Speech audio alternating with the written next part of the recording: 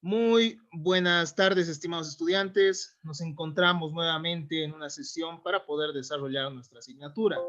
En nuestra última clase nosotros hemos podido desarrollar la temática de la apertura de la sucesión. Nosotros hemos dicho que la apertura de la sucesión se refiere a aquel momento a partir del cual se da inicio a la transmisión universal o particular de acuerdo al caso concreto, ¿no?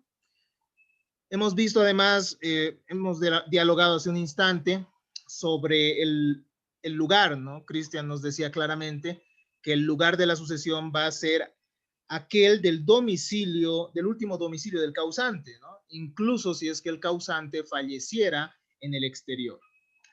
Respecto al momento, el momento es aquel en el cual la persona fallece, ¿no?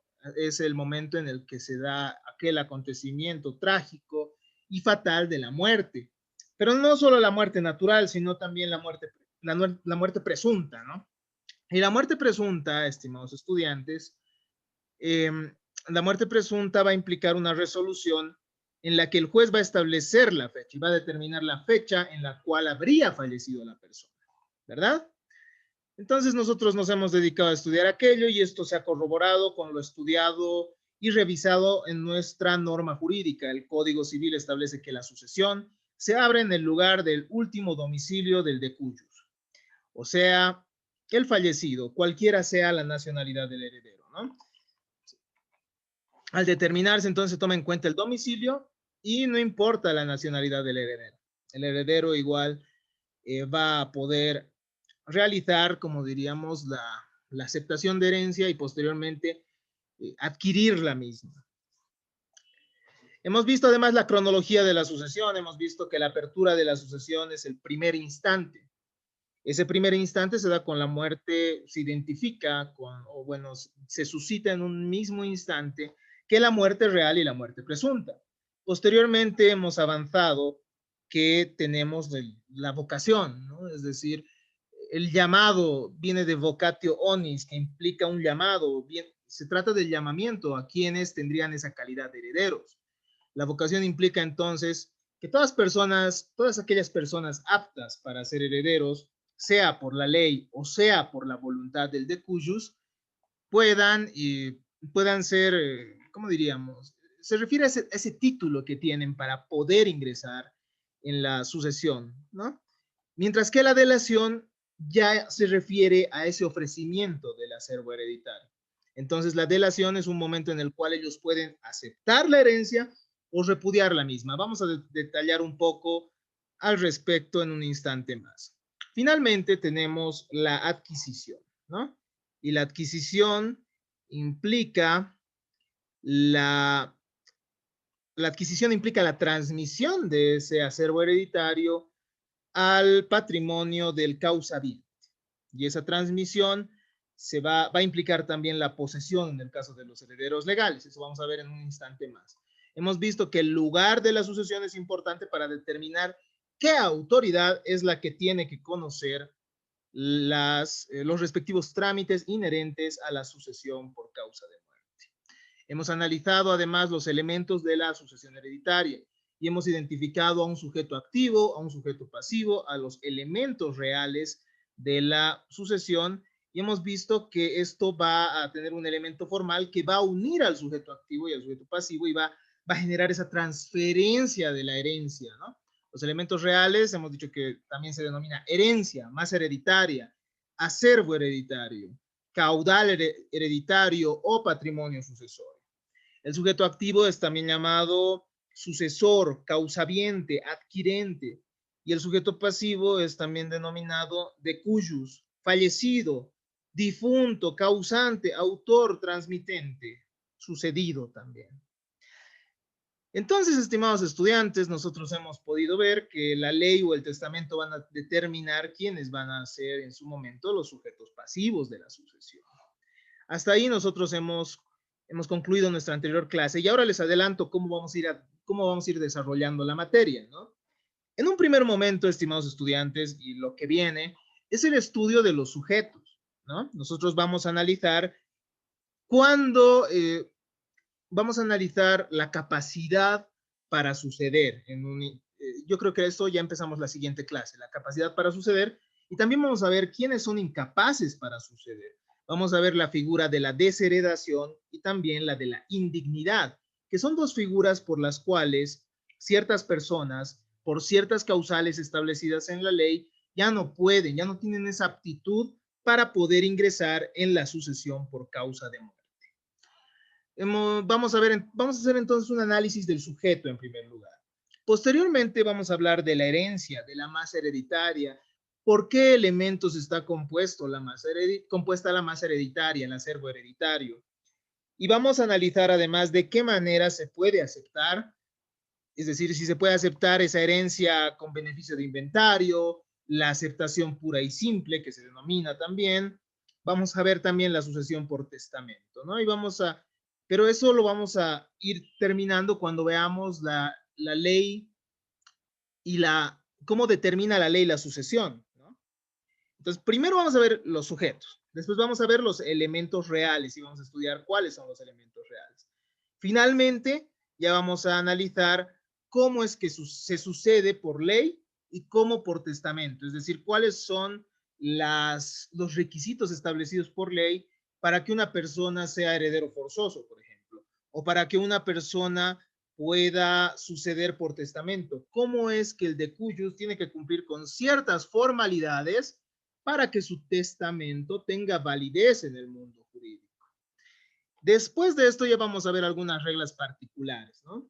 Vamos a ver las acciones que emanan del derecho sucesorio, vamos a ver la figura de la colación, también del acrecimiento, y así es que vamos a ir concluyendo. Y vamos a ver también ciertos sujetos que pueden llegar a, a, a formar parte de la sucesión, como por ejemplo aquellos destinados a administrar el patrimonio y hacer que se cumpla la última voluntad del decujus. Eso vamos a ver casi ya al final, ¿no? Entonces, esta materia es muy linda, es una materia que tiene una regulación clara, tiene teoría amplia y nosotros vamos a tratar de desarrollarla de la mejor forma. Ya hemos empezado en el primer tema buscando sus fundamentos.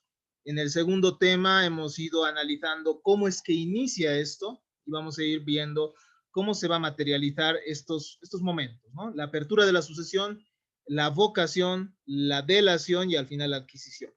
Analicemos entonces algunos aspectos respecto a los sujetos. Los sujetos de la sucesión hereditaria. Los sujetos de la sucesión hereditaria son comúnmente llamados herederos. Para tener una mejor comprensión del estudio de la materia, comenzamos con ese análisis, tal cual les he manifestado hace un momento, ¿no? Vamos a seguir un orden. El sujeto pasivo, estimados estudiantes, es el difunto, es el causante, es el decujus. Y las personas que adquieren la titularidad de esos bienes que deja el decujus pueden ser de dos tipos, que ya lo habíamos analizado en un principio, ¿no? Pueden ser herederos en el caso que ellos sucedan al decujus en ciertas relaciones específicas, ¿no? No, mentira, herederos es en caso que ellos sucedan al decujus en la globalidad, en la universalidad, mejor dicho, de sus relaciones. Y van a ser causavientes o legatarios nada más cuando suceda esto de suceder en relaciones específicas, ¿no? Entonces hablamos de sucesores a título universal cuando tratamos de la figura del heredero. Y el heredero, el que hereda, al que se le transmite universalmente la sucesión por causa de, la herencia, el acervo hereditario, lo que va a hacer este heredero es ser llamado por ley, ¿no? Es decir, va a ser un sucesor, en primer lugar, forzoso, y en segundo lugar, vamos a tener también herederos simplemente legales. Vamos a ver a qué nos referimos con eso en un momento más. Los causavientes o legatarios solo suceden al decujus en una situación específica, ¿no? Solo en una relación, en un bien, en una obligación, y esto, estimados estudiantes, puede disponerse mediante la libre disponibilidad que tiene de una porción el causante. Heredero, estimados estudiantes, proviene del latín aeres, significa señor o amo, o también del verbo latino eres, que significa estar junto o estar pegado a otro por la proximidad de la sangre. Entonces son dos significados que sí pueden relacionarse, ¿no?, con el heredero, ya que desde el derecho romano, nosotros habíamos hablado de la figura del pater familias, que al final era una figura que representaba a la familia tanto en el ámbito civil como en el ámbito religioso, y este era sucedido por su primogénito usualmente, excepto en ciertas ocasiones también por un esclavo que había sido manumitido, ¿no?, por un esclavo que habría sido liberado. Entonces tiene relación también con su origen. Por otro lado, dice estar junto o pegado a otro, la proximidad de sangre. Y con esto nosotros podemos encontrar cierta proximidad respecto a la sucesión por causa de muerte, ¿no? Y la sucesión de los herederos forzosos. Entonces, está relacionada, ¿no? Su raíz etimológica con lo que nosotros estamos estudiando. El heredero, estimados estudiantes, tuvo gran importancia en el derecho romano, tal cual hemos manifestado, ya que se reconocían diferentes tipos de herederos. Los herederos forzosos, los herederos necesarios y también los herederos voluntarios. Los herederos forzosos, estimados estudiantes, llamados heredes sui, eran los hijos varones, ¿no? La mujer en un primer momento no heredaba. Tenemos también a los necesarios, es decir, en aquel caso en el cual no había hijos como tal, podría ingresar un esclavo manumitido, como habíamos dicho, por ejemplo, y también había herederos voluntarios, es decir, aquellos que por voluntad de cuyus, del causante, podían llegar a ingresar en esa situación de causante a título universal, ¿no? Conforme a la doctrina actual, estimados estudiantes, y esto es lo que nos importa, el heredero es la persona natural que por disposición de la ley o por voluntad expresada en el testamento, excepcionalmente nombrado por contrato, en todo o en parte, va a suceder, ¿no? Va a ingresar en las relaciones jurídicas del fallecido, al cual sucede. Entonces esa es la figura del heredero, ¿no? Ejerce un estatus de manera erga omnes, es decir, ingresa contra todos adquirir el bien, adquirir el patrimonio del causante, ¿no? Y nosotros habíamos dicho que el patrimonio del causante no solo está compuesto por los bienes, sino también por todas las obligaciones. Y además es intuito persona, ¿no? Porque los herederos, estimados estudiantes, ahorita estamos hablando de herederos, ¿no? No estamos hablando de legatarios como tal. Los herederos, bueno, van a ingresar en la sucesión hereditaria en razón de la persona, es decir, en razón de las relaciones que ellos tenían con el de tuyos. De igual manera podría hablarse que estamos ante una relación similar en caso de hablar de los herederos, de los denominados legatarios, ¿no? Porque también son seleccionados en razón de su persona por el causante cuando decide a quién va a entregar parte de su patrimonio. Pero eso ya lo vamos a ir analizando un poco más. ¿Cuáles son los tipos de herederos? ¿Cuáles son las clases de herederos? Esto es sumamente importante y vamos a desarrollarlo de a poco. En primer lugar, tenemos los herederos legales. Los herederos legales pueden dividirse en dos tipos, los herederos forzosos y los herederos simplemente legales. Los herederos forzosos son aquellos que van a ingresar por derecho propio a la sucesión, porque son aquellos que tienen vínculos de mayor cercanía con el de cuyos. Pero también tenemos los herederos simplemente legales. Cuando hablamos de herederos forzosos, de los que hemos hablado hace un momento, nosotros nos referimos a aquellos que están relacionados en línea directa, ¿no? En línea directa, esto que ustedes han estudiado en derecho de familia, esto del parentesco, ¿recuerdan? Entonces, es importante también para el derecho sucesorio. Mientras que los herederos simplemente legales ya se refieren a aquellos que se vinculan en línea colateral, ¿no? En línea colateral.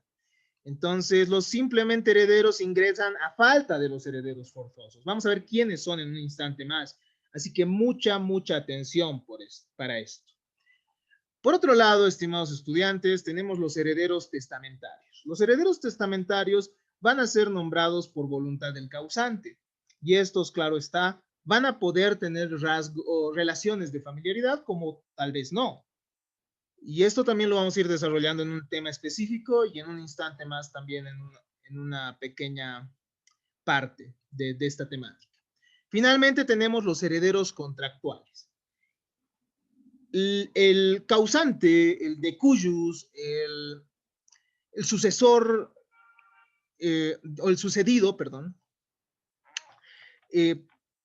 puede realizar actos jurídicos mortis causa, es decir, con efectos mortis causa. Él puede decir que a su muerte se generen ciertos efectos jurídicos, pero vamos a ver que eso tiene una limitante, ¿no? Es decir, uno no puede disponer de todo su patrimonio en vida, porque eso es nulo. Por ejemplo, yo si realizo un contrato con Cristian y le digo, Cristian, cuando yo me muera, te vendo todo lo que deje. Entonces ahorita haremos una compra-venta de todo mi patrimonio. Eso es nulo. Eso está prohibido por la ley. Vamos a ver en un instante más. ¿Ya? También cuando alguien dice, voy a heredar, ¿no? Yo, por ejemplo, le digo a Jimena, Jimena, te cuento que ha fallecido un tío muy lejano y me ha dejado todo porque no tenía familia. Entonces, no tenía familia cercana que pueda sucederle. Entonces, me ha dejado todo. Así que te vendo esa herencia. O sea, me ha dejado todo, pero todavía está vivo, digamos, ¿no? Entonces, en esas circunstancias también está prohibido, porque es un derecho simplemente expectaticio, ¿no? No es un derecho que todavía se haya adquirido. Eso vamos a ver en un instante. Pero de que se puede generar ciertos contratos con efectos mortis causa, se puede. Vamos a ver en qué circunstancias entonces. Las personas entonces que participan de donaciones, ventas con efectos mortis causa van a ser también herederos, pero de carácter contractual. Comencemos, estimados estudiantes, con la figura y el análisis de los herederos legales, ¿ya? Son las personas llamadas a la sucesión por el imperio de la ley, porque la ley así lo determina. Y obviamente en los fundamentos, cuando nosotros analizábamos cuál podría ser el motivo por el cual existe la sucesión por causa de muerte, nosotros decíamos que este instituto jurídico existe debido a que hay ciertas personas que hay cierta copropiedad de la familia, porque también se busca el resguardo de la familia entre los motivos, ¿no? Hay razones genéticas, etcétera. La ley por eso presupondría, supuestamente, que las personas quieren dejar su patrimonio a las personas más cercanas, ¿no? Es decir, aquellos familiares más cercanos. Los herederos legales son personas entonces que surgen, o bueno, que son llamadas a la sucesión por el mero principio de la ley. Están vinculados mediante las relaciones de parentesco en línea directa o colateral. Entonces encontramos dentro de los tipos de herederos, en primer lugar, a los herederos legales o forzosos, también son llamados ab intestato, ¿no? Ab intestato también. Estos herederos forzosos, estimados estudiantes, van a entrar por derecho propio y por imperio de la ley. ¿A qué nos referimos con esto? Su privilegio nace en la relación parental inmediata con el de cuyos. Entonces, ¿quiénes son los herederos forzosos? Esto no se olviden. Van a ser, en primer lugar, los hijos o descendientes. En segundo lugar, van a ser los padres o ascendientes. Y también va a entrar en la herencia el cónyuge o conviviente. Y va a entrar sea con los hijos o sea con los padres. Entonces, en primer lugar están, estimados estudiantes, los descendientes. A falta de descendientes, la ley establece que van a ser los ascendientes. Si existe cónyuge, estimados estudiantes, ¿qué es lo que va a pasar? El cónyuge va a entrar a la sucesión como un hijo más o va a entrar también con los padres. ¿Me entienden? Primero es con el hijo, ¿no? Cónyuge e hijos. Si no hay hijos, va a entrar en sucesión con los padres. Si no hubiera hijos, tampoco padres del causante, el cónyuge va a quedarse con todo. Entonces, esa es la sucesión forzosa, ¿ya? Entonces, el cónyuge o conviviente, el cónyuge o conviviente puede constituirse, y esto lo han visto en derecho de familia, mediante matrimonio, en primer lugar, y en segundo lugar, mediante la denominada unión libre, que termina generando efectos jurídicos similares al matrimonio, ¿cierto? Solo pueden ser privados por causas de incapacidad señaladas específicamente por la ley. Nosotros, ya les había dicho, en un tema futuro, yo creo que ya esto el día miércoles que nos toca vamos a analizar, ¿no? Vamos a analizar la figura de la indignidad y de la desheredación. Los herederos, estimados estudiantes, también pueden ser simplemente legales. Es decir, si no hay hijos, si no hay padres, si no hay cónyuges, ¿qué es lo que va a pasar? Van a ingresar recién los herederos simplemente legales. Y los herederos simplemente legales son personas, como habíamos dicho, llamadas a suceder a falta de herederos forzosos cuando fueron separados legalmente o no han querido asumir la calidad de herederos por renunciar a herencia. Entonces hay diferentes posibilidades, ¿no? Puede ser que no haya herederos forzosos, puede ser que no haya hijos, ni padres, ni tampoco cónyuge, o puede ser que estos hayan repudiado la herencia, ¿no? Puede ser que haya hijos y los hijos digan, no, no quiero recibir nada de esta persona. O los padres también digan, no quiero nada. Entonces, si es que ellos rechazan la herencia, recién podrán entrar los herederos simplemente legales. Y los herederos simplemente legales van a ser aquellos que siguientes en grado, ¿no? Siguientes en grado, correspondiente a una línea colateral. Recién entrarán entonces los hermanos del causante en esa situación, ¿no? Recién van a entrar los hermanos del causante, recién van a entrar los sobrinos del causante, los sobrinos nietos, tíos y otros. Recién en la situación en la que no existan esos herederos forzosos o en caso de haber sido declarados indignos o haberles desheredado, o finalmente cuando ellos hubiesen repudiado la herencia. ¿Ya? Vamos a revisar un poco más de esto cuando veamos el tema de la legítima, porque ahí vamos a ver también en qué proporciones establece la ley que les corresponde la herencia. Pero ya saben algo, ¿no? Es decir, ya hemos adelantado una parte muy importante y no deben olvidarla. También tenemos dentro de los tipos de herederos, dentro de las clases de herederos, a los herederos testamentarios y también a los herederos finalmente, a los contractuales. Los herederos testamentarios son aquellos que son nombrados para suceder por voluntad del causante, como disposición de última voluntad, mediante testamento.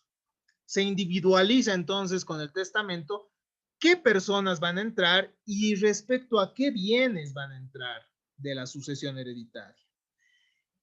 Entonces, estimados estudiantes, el decujus, cuando realiza o cuando elabora o cuando hace conocer su última voluntad ante una autoridad pública, o sea, de diferente forma, vamos a ver que hay diferentes tipos de testamentos, va a tener que mencionar las personas a las que se les está asignando esa posibilidad de suceder y además va a tener que determinar cuáles son los bienes, cuáles son las obligaciones en las que van a ingresar. Es decir, en qué relaciones van a tener, jurídicas ingresan ellos a la sucesión. Los llamados a suceder son denominados causavientes, legatarios, sucesores voluntarios también se llaman, ¿no? Particulares o singulares, y pueden no estar vinculados parentalmente al decujus. ¿Por qué? Porque cuando veamos el tema de la legítima vamos a ver que también hay una parte de libre disposición, ¿no? Una parte de libre disposición que tiene el decujus, que tiene el causante, que tiene el sucedido. Esa parte de libre disposición él la puede determinar a favor de quien él quiera, siempre y cuando no atente contra los porcentajes que la ley ha reservado para sus herederos forzosos. Entonces él puede decir, supongamos, ¿no?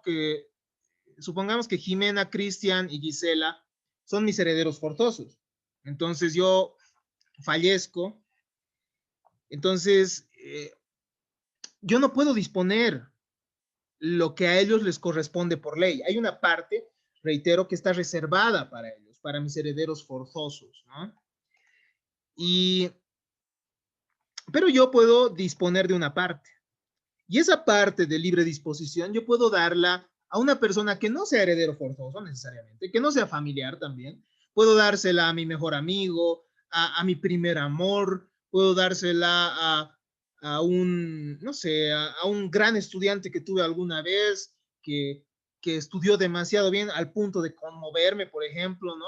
Entonces puede suceder, puede ir más allá de la familiaridad esa parte de libre disposición. Pero también puede darse respecto a uno de los hijos, ¿no?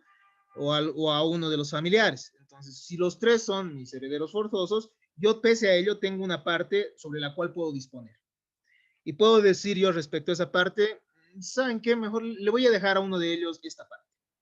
Entonces, uno va a quedar con una proporción, digámoslo así, mayor en el acervo hereditario, pero esto no tiene que afectar esas partes fijas establecidas por la ley.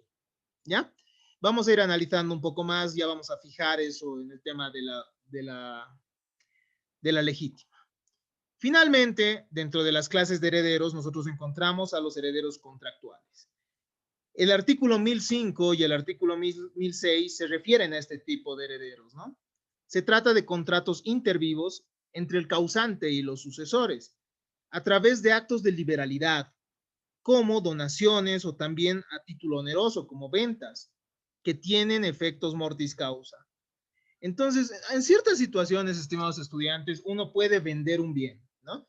Yo puedo estar, digamos, puedo saber que ya tengo poco tiempo de vida y puedo decir, ¿sabes qué? Te vendo mi casa, pero como me queda poco tiempo de vida, te la vendo, pero la propiedad va a pasar a ti el momento que yo fallezca, ¿no? Entonces, genera efectos mortis causa. Cuando se realiza un acto a título oneroso, es decir, cuando ambas partes realizan sacrificios patrimoniales, como en la compra-venta, eso no se puede llegar a tocar, ¿no? Es decir, no se puede llegar a modificar, porque no se estaría atentando contra la legítima, ¿me entienden? Contra esa parte reservada para los herederos. Pero en el caso de las donaciones sí podría haber un acrecimiento, ¿no? Sí se podría decir en su momento ante una autoridad jurisdiccional, el causante, o también llamado de cuyus, ha excedido la parte de libre disposición y al exceder esa parte de libre disposición ha atentado contra la legítima. Entonces, se tiene que disminuir en una parte esa, esa donación que ha realizado. Entonces, los actos a título gratuito, al menos cuando uno estudia contratos, cuando uno estudia también la teoría de los hechos y actos jurídicos, puede darse cuenta que ese tipo de actos a título gratuito no tienen tanta firmeza, ¿no? Como los actos a título oneroso. Porque cuando se realiza una donación, esa donación todavía puede ser afectada en un futuro por los herederos. Pero cuando se realiza una compra-venta, ¿qué significa? Que ha salido un bien de tu patrimonio, pero que ha ingresado dinero, otro bien. Entonces, eso no ha afectado a la legítima. No ha afectado a la legítima porque hay ese dinero, ¿no? Quien contrata para sí, contrata para sus herederos. Algunas consideraciones son que les manifiesto, ¿no? Son nulos, estimados estudiantes, los actos de disposición sobre la sucesión o sobre derechos sucesorios futuros. Eso ya les había manifestado hace un instante, ¿no? Yo no puedo vender ahorita mi acervo hereditario, es decir, lo que yo voy a heredar a mis hijos, o a mis padres, o según la situación. ¿eh? Yo no puedo, porque porque, porque hay una parte destinada a la familia, básicamente es eso, ¿no? Y además, la sucesión se apertura desde la muerte. Eso hemos visto ya en el anterior tema, ¿no? Entonces, como se abre a partir de la muerte, del fallecimiento de la persona o del fallecimiento presunto, no se puede estar disponiendo por anticipado, ¿no? Por otro lado, tenemos que no se puede disponer de derechos sucesorios futuros, es decir, alguien que va a heredar en un futuro y si su causante todavía no ha fallecido, entonces todavía no es como tal un causante, entonces esta persona no podrá disponer de esos bienes diciendo, te vendo esta casa por adelantado porque la voy a heredar en un futuro. Eso no se puede, ¿no? Porque todavía no se ha abierto la sucesión. El artículo 1004 establece que esos actos serían nulos, textualmente, ¿ya? Sin embargo, estimados estudiantes, se puede disponer sobre la porción disponible de la sucesión. El artículo 1005 establece aquello. Entonces, el de cuyus en vida sí podrá realizar donaciones, sí podrá realizar anticipos de legítima, pero esto lo hará, estimados estudiantes, respecto a esa parte de libre disposición, sin tocar esas proporciones que les corresponden a sus herederos. También el contrato entre cónyuges sobre ciertos bienes, ¿no? También hay un contrato entonces entre cónyuges que puede darse sobre el comercio que ambos han ejercido juntos, por ejemplo, ¿no? El lugar de trabajo en el cual ellos han desarrollado y han generado cierto dinero, pueden quedar que eso quede para el cónyuge. O sea, el de cuyos puede quedar que eso llegue a transmitirse al cónyuge. Por otro lado, tenemos a la vivienda, ¿no? La vivienda en la que han vivido durante toda su vida o durante un largo tiempo de vida los cónyuges puede transmitirse mediante un contrato al cónyuge que va a sobrevivir, ¿no? ¿Y de qué manera? ¿De qué manera? Se puede acordar esto entre los cónyuges siempre y cuando el cónyuge que sobreviva termine reparando ese daño, no ese daño, perdón, termine reparando, no reparando, termine pagando el valor que tendrían las proporciones de los otros herederos. ¿Se entiende eso, no? Es decir, si uno de los cónyuges contrata con el otro, ¿sabes qué? Te voy a dejar esta casa donde hemos vivido, puede hacerlo mediante un contrato. Pero cuando esta persona fallezca, el cónyuge que ha sobrevivido va a tener que pagar al resto de los herederos la proporción que les correspondería. ¿Entienden? Espero que haya quedado entonces un poco más claro. ¿Cuáles son las formas de deferencia hereditaria? Es decir, ¿de qué manera se puede llegar a transmitir el patrimonio? ¿Cómo se viabiliza la transmisión universal o particular? Y esta se va a dar, en primer lugar, por el principio o imperio de la ley, lo que decía Cristian, ¿no?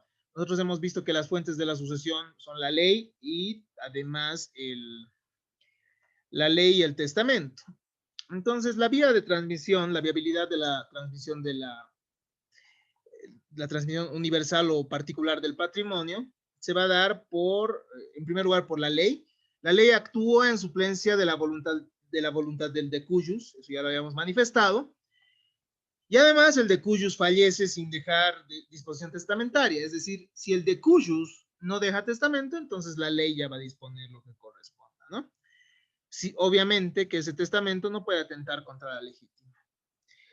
Por otro lado, la viabilidad de la transmisión se puede dar por la voluntad expresa del causante, es decir, mediante el testamento. El titular de derechos patrimoniales dispone de cuál va a ser el futuro de su patrimonio mediante el testamento. Y esto puede decidirlo no solo mediante ese testamento, sino también mediante ciertos contratos, como hemos visto. Y esto puede hacerlo entonces por actos intervivos, como las donaciones o anticipos de legítima, y también mediante disposiciones con efectos mortis causa, ¿no? Como el testamento. Ahora analicemos el tema de la delación, estimados estudiantes.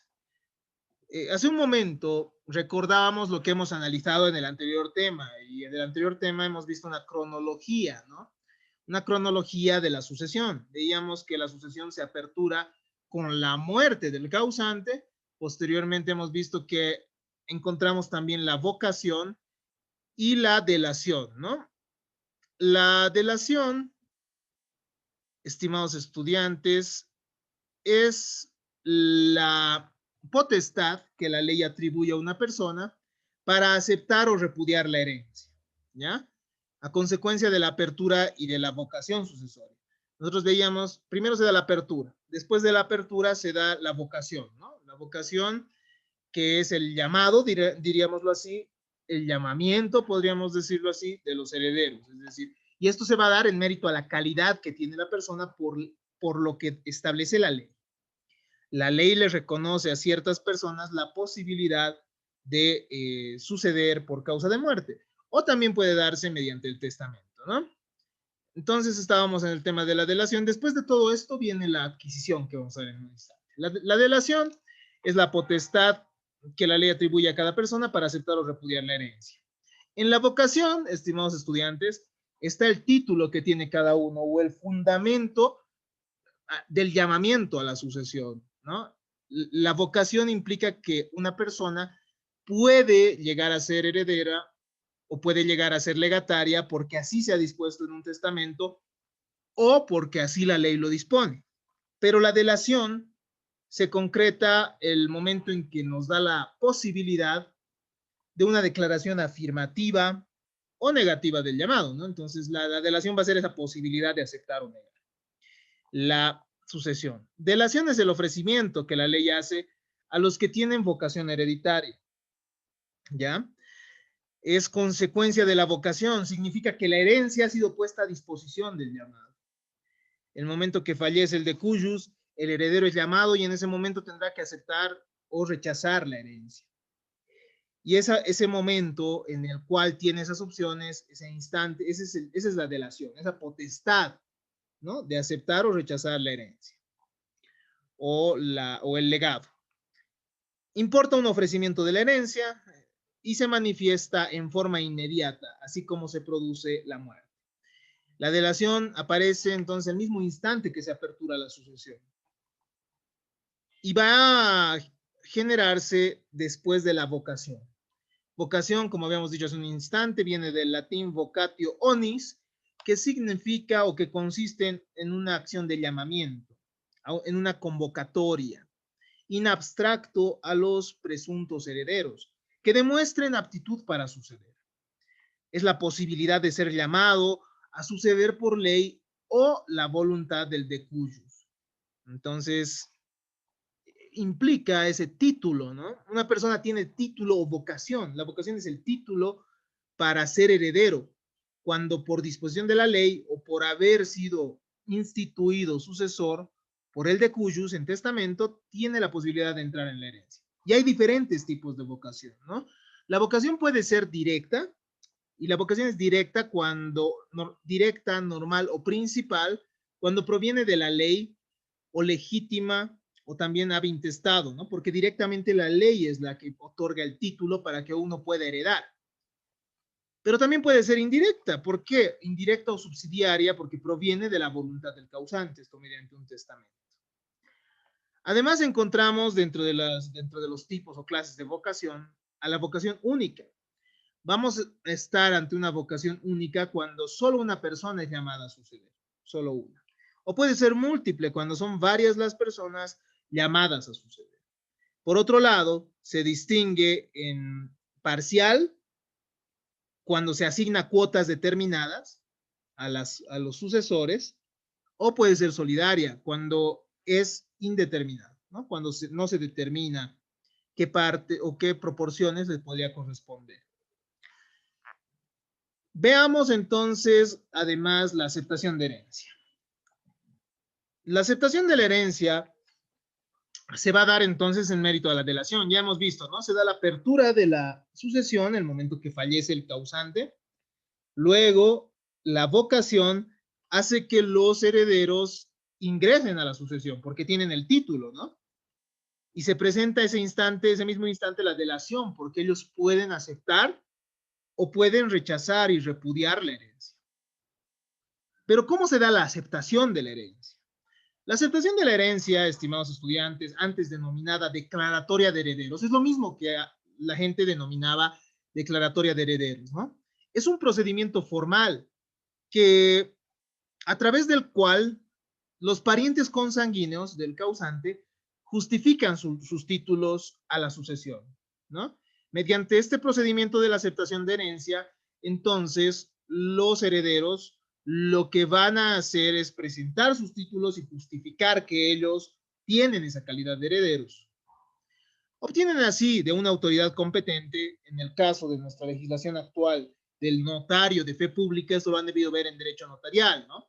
Hay trámites sucesorios que se dan ante el notario de fe pública. Entonces obtienen así de la autoridad competente el reconocimiento o la condición de heredero que se logra mediante un instrumento público. Será entonces la autoridad pública, el notario de fe pública, quien les brinde un testimonio en el cual, con el cual ellos van a poder hacer valer esa situación de herederos. ¿Ante quiénes? Ante los registros públicos y ante las instituciones públicas. Este trámite no puede prescindirse, ¿no? Porque tiene efectos probatorios en las instituciones públicas, lo que habíamos dicho, y también tiene efectos respecto al derecho registral. Si tú no presentas tu aceptación de herencia ante derechos reales, por ejemplo, si una persona no presenta su aceptación de herencia ante derechos reales, no podrá realizar el cambio de la titularidad del propietario, ¿no? De los bienes, del bien cuyo registro todavía se encuentra a nombre del anterior propietario, ¿no? Para los sucesores, estimados estudiantes testamentarios, el título que van a tener, bueno, bastará, o el título con el cual ellos pueden demostrar esta circunstancia, es decir, el hecho de ser heredero, el hecho de ser legatarios, será la apertura y comprobación del testamento, que es un procedimiento igual que se da en la vía notarial. Han debido ver, ¿no? Ustedes este aspecto también. La nominación en la declaratoria de herederos a favor de quienes fueron declarados, eso es la aceptación de herencia, ¿no?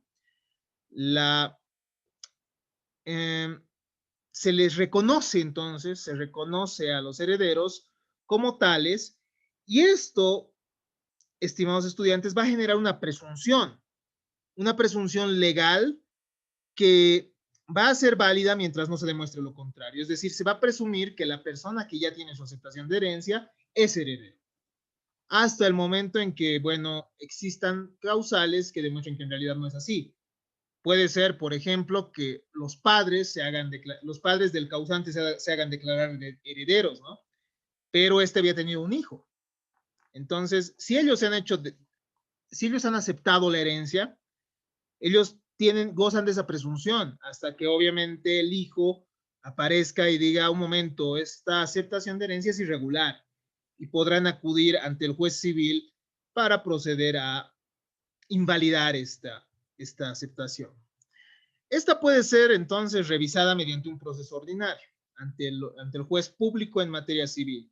El juez público en materia civil podrá dejar sin efecto estas aceptaciones de herencia.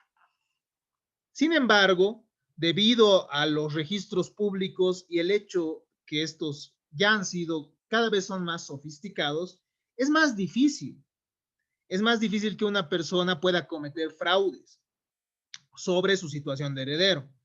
¿Por qué? Porque uno de los requisitos que exige el notario de fe pública para que esa persona sea declarada heredera es un certificado de descendencia, ¿ya? Y el certificado de descendencia lo va a otorgar el servicio de registro cívico, ¿no? Y el servicio de registro cívico dirá, esta persona tiene tantos hijos. Entonces ahí uno no puede ir y decir, soy el único heredero, ¿no? Veamos entonces, ¿cuánto tiempo tienen los herederos para aceptar la herencia? Al respecto, el artículo 1029, concordante con el artículo 1456, establece que el heredero tiene un plazo de 10 años para aceptar la herencia en forma pura y simple. Una vez que venza este término, prescribe su derecho de poder aceptar la herencia. Sin embargo, estimados estudiantes, puede aceptarse después la herencia, es decir, un notario no podrá rechazar esa posibilidad. No podrá rechazar la aceptación de herencia. Tendrá que ser otro heredero el que diga un momento, acuda ante la autoridad jurisdiccional y le diga, esta persona ha aceptado la herencia después del tiempo permitido por ley. Entonces habrá una controversia ahí, ¿no? Pero nada impide que esta persona pueda aceptar la herencia después del tiempo, ¿no? Entonces, la prescripción no opera de ipso jure, ¿no? No opera de pleno derecho, no opera en el instante, sino que tendrá que desarrollarse mediante prueba idónea en un proceso determinado la posibilidad de que esta aceptación sea invalidada. El plazo se cuenta desde que se abre la sucesión, es decir, desde el momento que fallece el decujus, o desde que se cumple la condición cuando la institución de heredero es condicional, ¿no? A veces, estimados estudiantes, el decujus puede establecer condiciones en el testamento, ¿no? Y ustedes ya saben qué es la condición, ustedes lo han visto en la materia de contratos, ¿verdad? La condición es aquel hecho futuro e incierto del cual depende el nacimiento de un derecho. Hay condiciones de dos tipos, ¿se acuerdan? Condición suspensiva y condición resolutoria. La condición suspensiva implica que de un hecho futuro e incierto pueda surgir un derecho, pero la condición resolutoria implica que de un hecho futuro e incierto pueda depender la extinción de un derecho, ¿verdad? Eso ya se acuerdan seguramente, eso lo han estudiado en contratos. Entonces, puede ser que esté sometido a condición y se cuenta entonces esos 10 años desde el momento en que la condición desde que se cumple esa condición. El artículo 1456 de nuestro Código Civil establece que el heredero puede pedir que se le reconozca esa calidad y se le entreguen los bienes hereditarios que le corresponda contra quien quiera los posea, total o parcialmente a título de heredero o sin título alguno, inclusive, ¿no? O sin título alguno. Entonces, la acción para que pueda hacer esto el heredero, para que pueda pedir los bienes de la herencia, prescribe en el tiempo de 10 años, contados desde que se abre la sucesión también. Se salvan los efectos de la usucapión, claro está, la usucapión puede operar y ustedes saben que la usucapión es una especie de sanción para el propietario negligente, ¿no? Entonces, si alguien no ha ejercido durante 10 años su derecho de propietario, tendrá que atenerse a las consecuencias de la usucapión. Entonces, estimados estudiantes, hasta acá vamos a dejar nuestra clase del día de hoy. En nuestra siguiente clase vamos a ver cuál es el trámite para poder aceptar una herencia, que es muy simple. Vamos a ver además cómo se adquiere la herencia y cómo es que los herederos van a entrar en posesión de la misma.